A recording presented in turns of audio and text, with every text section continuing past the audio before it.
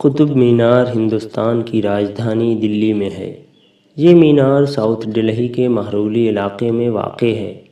قطب مینار کی خوبصورتی اور خصوصیات اسے انتہائی دلچسپ اور حیرت انگیز بنا دیتی ہیں۔ آئیے آج اس کی تاریخ اور خصوصیات پر بات کرتے ہیں۔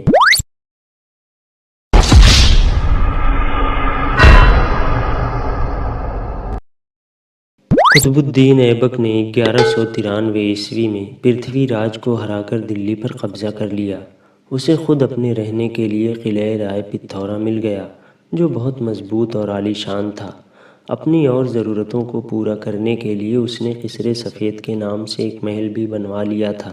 قطب الدین ایبک نے اپنے ساتھ آئے ہوئے فوجیوں کی ضرورت کو سامنے رکھتے ہوئے 1193 عیسوی میں ایک عظیم الشان مسجد کی بنیاد رکھی، جس کا نام قوۃ الاسلام رکھا۔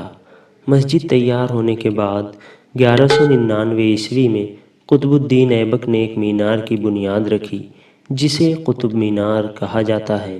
بظاہر یہ مینار اذان دینے کی جگہ کے طور پر بنایا گیا تھا، لیکن اس کا صرف یہی مقصد نہیں تھا، کیونکہ اگر قطب مینار پر کھڑے ہو کر اذان دی جائے تو اذان دینے والے کی آواز زمین پر رہنے والوں تک نہیں پہنچ سکتی۔ اس لیے ہم کہہ سکتے ہیں کہ یہ مینار جیت کی یادگار یعنی وکٹری ٹاور کے طور پر بھی بنایا گیا تھا۔ سچ تو یہ ہے کہ دنیا میں جتنے مینار بنے ہیں وہ سب بادشاہوں اور حکومت کرنے والے پادریوں نے بنائے ہیں، جو پولیٹیکل پاور کا سب سے بڑا اظہار ہے۔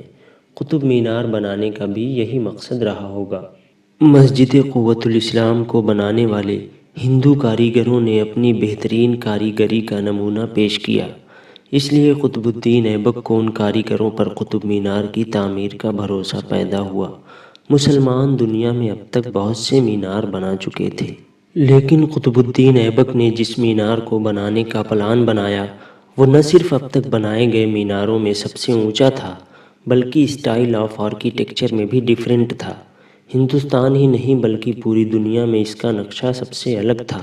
تقریباً 800 سال گزرنے کے باوجود آج بھی یہ دنیا کا بہترین مینار ہے۔ قطب الدین ایبک نے 1199 عیسوی میں اس کی ایک ہی منزل بنوائی تھی کہ اس کی موت ہو گئی۔ باقی منزلیں اس کے جانشین اور سن اللہ سلطان التتمش نے 1230 عیسوی میں کمپلیٹ کیں۔ 1326 عیسوی میں محمد تغلق کے زمانے میں بجلی گرنے سے مینار کو نقصان پہنچا تو محمد تغلق نے اس کی مرمت کروائی۔ 1368 عیسوی میں فیروز شاہ تغلق کے زمانے میں پھر بجلی گری اور سب سے اوپر کی منزل کو نقصان پہنچا۔ فیروز شاہ نے اس منزل کو گرا کر 2 نئی منزلیں بنوائیں۔ ان منزلوں میں سنگ مرمر کا استعمال کیا گیا، لیکن چوتھی منزل کے نچلے حصے میں جو لال پتھر لگا تھا اسے رہنے دیا۔ سکندر لودھی نے بھی 1503 عیسوی میں مینار کی مرمت کروائی تھی، کیونکہ زلزلے کے سبب مینار کو کافی نقصان پہنچا تھا۔ 1903 عیسوی میں زلزلے کے سبب ایک بار پھر قطب مینار کو نقصان پہنچا، جسے برٹش انڈین آرمی کے میجر رابرٹ اسمتھ نے 1928 عیسوی میں ٹھیک کروایا۔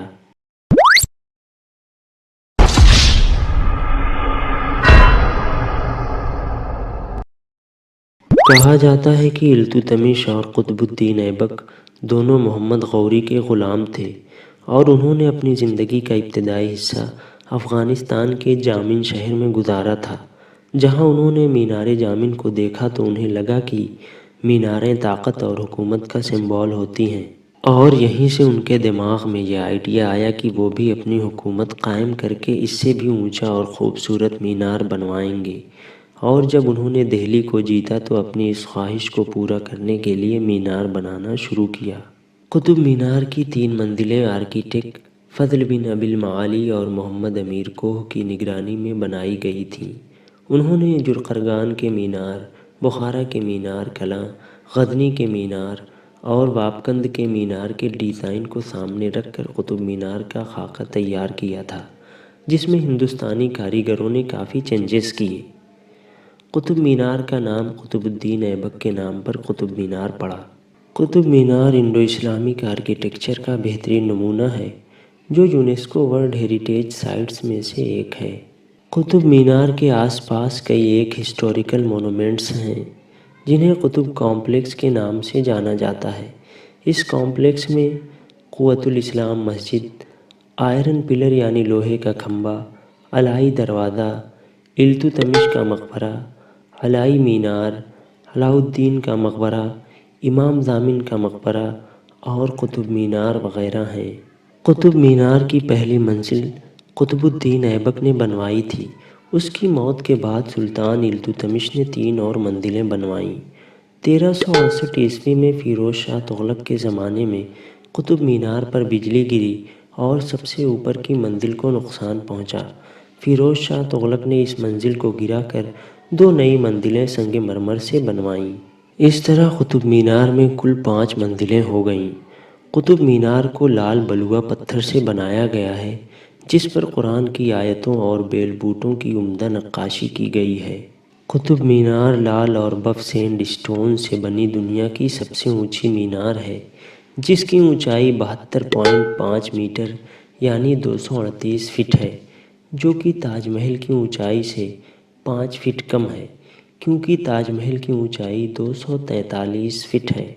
قطب مینار کا بیس ڈائی میٹر 46 فٹ اور پیک ڈائی میٹر 9 فٹ ہے۔ قطب مینار کے اندر کل 379 گھماؤدار سیڑھیاں ہیں، جن کی مدد سے قطب مینار کی 5ویں منزل تک چڑھا جا سکتا ہے۔ 5ویں منزل سے دیکھنے پر یہ سیڑھیاں کمل کے پھول کی طرح دکھائی دیتی ہیں۔ پہلے سیڑھیوں کی مدد سے قطب مینار پر چڑھنے کی اجازت تھی، لیکن 4 دسمبر 1981 کو وہاں ایک بھیانک حادثہ ہو گیا اور اس حادثے کے بعد قطب مینار کے اندر جانے پر پابندی لگا دی گئی۔ 4 دسمبر 1981 کو تقریباً 400 لوگ قطب مینار کے اندر تھے اور سیڑھیوں کے ذریعے اوپر چڑھ رہے تھے۔ اس میں زیادہ تر اسکول کے بچے تھے۔ اس کے اندر سیڑھیاں بہت چھوٹی اور گھماؤدار ہیں، اس لیے ایک بار میں ایک سیڑھی پر صرف ایک ہی آدمی آسانی سے چڑھ یا اتر سکتا ہے۔ اس کے اندر روشنی کا بھی کوئی باہری انتظام نہیں ہے۔ ہاں، ہر منزل پر ایک چھوٹا سا روشن دان ضرور ہے، لیکن وہ بھی روشنی کے لیے ناکافی ہے، اس لیے روشنی کے لیے جگہ جگہ بجلی کے بلب لگے ہوئے تھے۔ تبھی اچانک بجلی کے بلب بند ہو گئے اور سبھی لوگ ڈر گئے اور نیچے کی طرف بھاگنے لگے، جس کی وجہ سے بھگدڑ مچ گئی۔ بھگدڑ میں گر کر اور کچل کر 45 لوگوں کی موت ہو گئی۔ تبھی سے قطب مینار پر چڑھنے والی سیڑھیوں کے دروازے پر سرکاری تالا لگا دیا گیا۔